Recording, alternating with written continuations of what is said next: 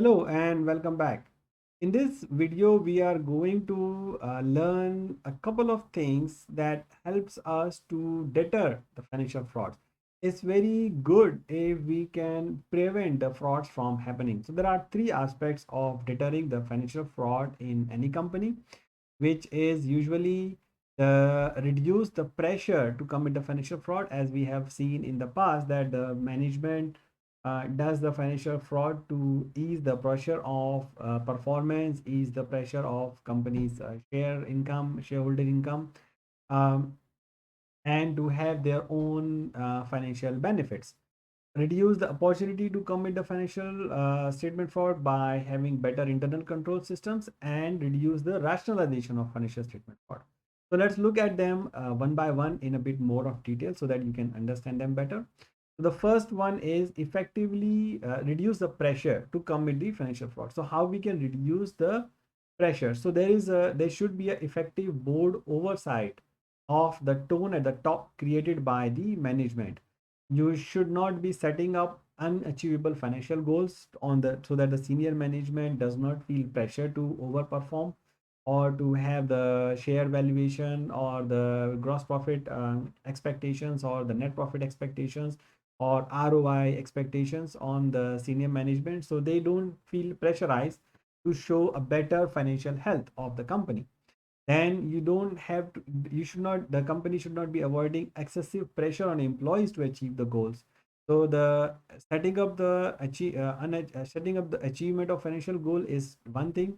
You should not be setting unachievable goal, but even if the goals are achievable, you should not be penalizing the employees for not being able to achieve the goal. There should be a more on a coaching environment in the company, that even if you are not able to achieve the goals, they are not penalized, right?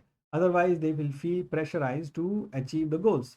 If the market condition requires that the goals are not achievable, and you need to do the forecast, you need to adjust the goals in line with the market expectations.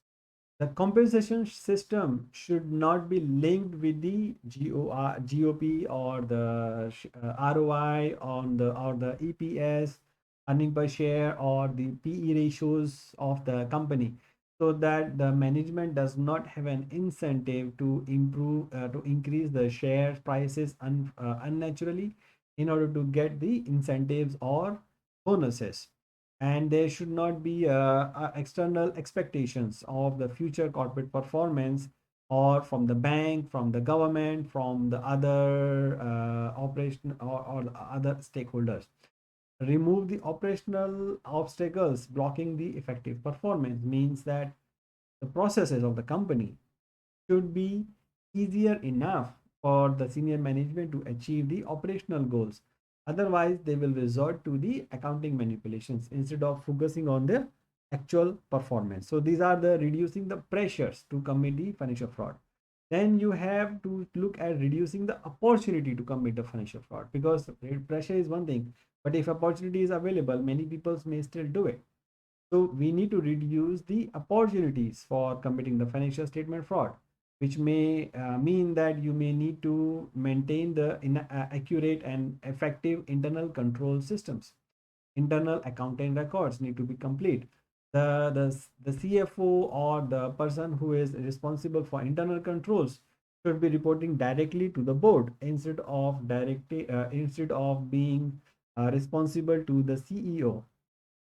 If the CFO is responsible only to the CEO and does not have access to the board, or to to the other audit committee members, he may feel powerless to control the CEO, or have been able to fight against him to maintain the integrity. So there may be integrity issues.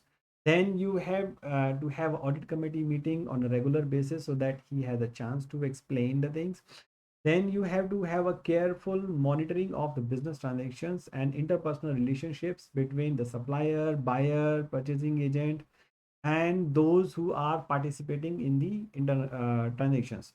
So there is segregation of duty between collectors and account and the people who are posting the transactions. Has to be a check and balance method where one person's job is checked by somebody else. There has to be have a proper review system of financial statements with the variance analysis, with the ratio analysis, and the exceptions are highlighted in the internal management reports to the board, so that there is a less opportunity for people to commit the fraud. There has to be physical security system to ensure the company's assets are safe. It includes the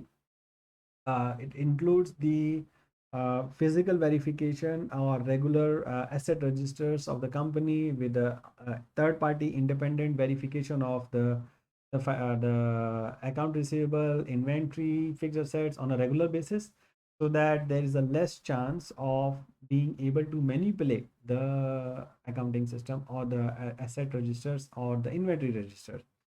Maintain proper personnel records. Have a background check of the people, especially those who are handling the cash and the financial records.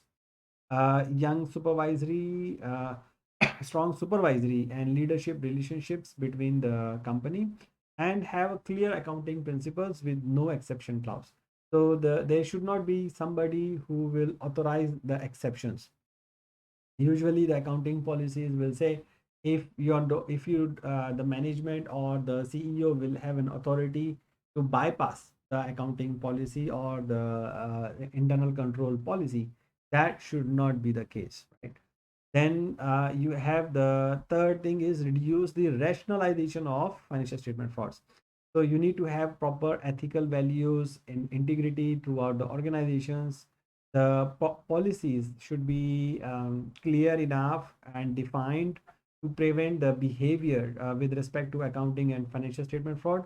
You need to have trainings to all the employees to say what are the financial frauds and how they are happen and why they should not be doing it, so that the employees are not only discouraged but trained to not do the financial frauds. So these are the three methods the companies can involve to control the and to reduce the possibilities of financial fraud.